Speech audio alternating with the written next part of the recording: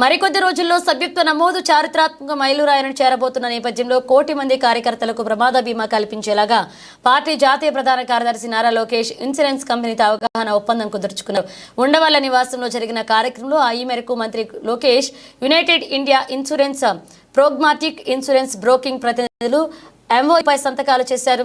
కోటి మంది కార్యకర్తల కోసం ఒక మారు ఇన్సూరెన్స్ సౌకర్యం కల్పించడం రాజకీయ పార్టీల చరిత్రలో ఇదే ప్రథమమన్నారు. ఒప్పందం ప్రకారం జనవరి 1, 2025 నుంచి డిసెంబర్ 31, 2025 వరకు కోటి మంది కార్యకర్తల బీమా కోసం తొలి విడతలో 42 కోట్ల రూపాయలు పార్టీ చెల్లించింది. వచ్చే ఏడాది కూడా దాదాపు ఇదే మొత్తంలో ప్రీమియం సొమ్మును పార్టీని చెల్లిస్తుంది. ఈ ఒప్పందం ప్రకారం కార్యకర్తలకు 5 లక్షల ప్రమాద బీమా లభిస్తుంది. కార్యకర్తల సంక్షేమ నిధి సారథిగా యువనేత నారా లోకేష్ బాధ్యతలు చేపట్టాక క్యాడర్ సంగమమే లక్ష్యంగా విప్లవాత్మక నిర్ణయాలు తీసుకున్నారు.